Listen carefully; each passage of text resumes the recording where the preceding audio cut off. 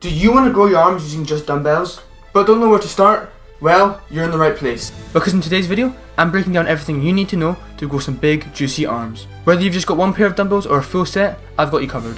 Now you may be thinking, why should I listen to this random kid on YouTube? Well, I use this exact workout to get from this to this, all by the age of 15. So if you want real results, make sure to watch the end, or you might miss the key to growing your arms. So without further ado, let's get right into it.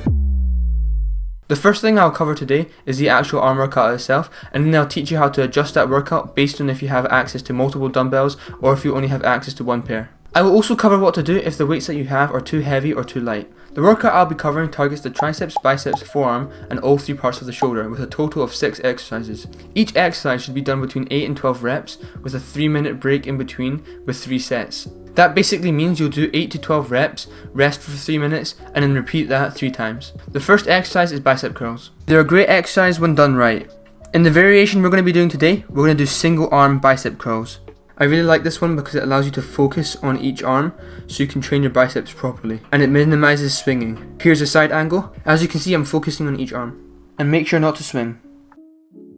Exercise 2 is standing skull crushers. Skull crushers are the best tricep exercise in my opinion, and you can do this in 2 variations. You can either do it standing with 1 dumbbell, or you can either do it with 2 dumbbells.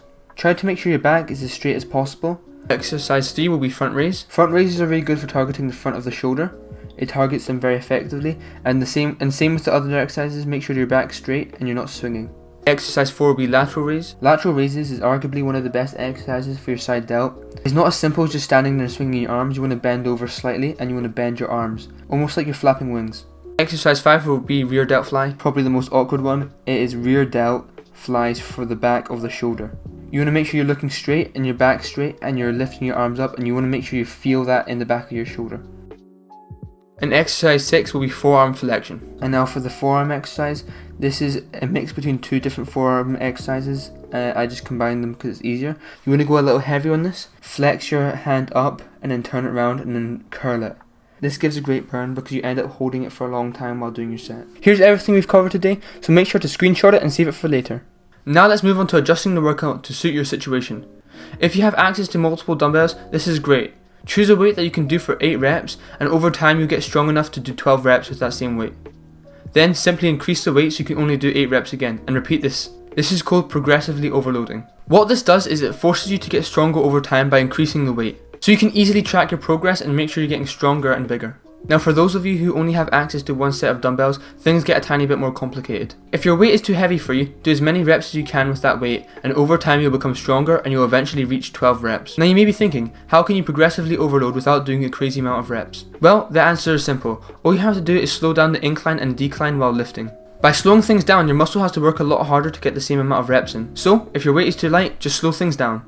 And now for my last piece of advice, which will set you apart from an average schmuck with dumbbells. Everything you do must be done to failure.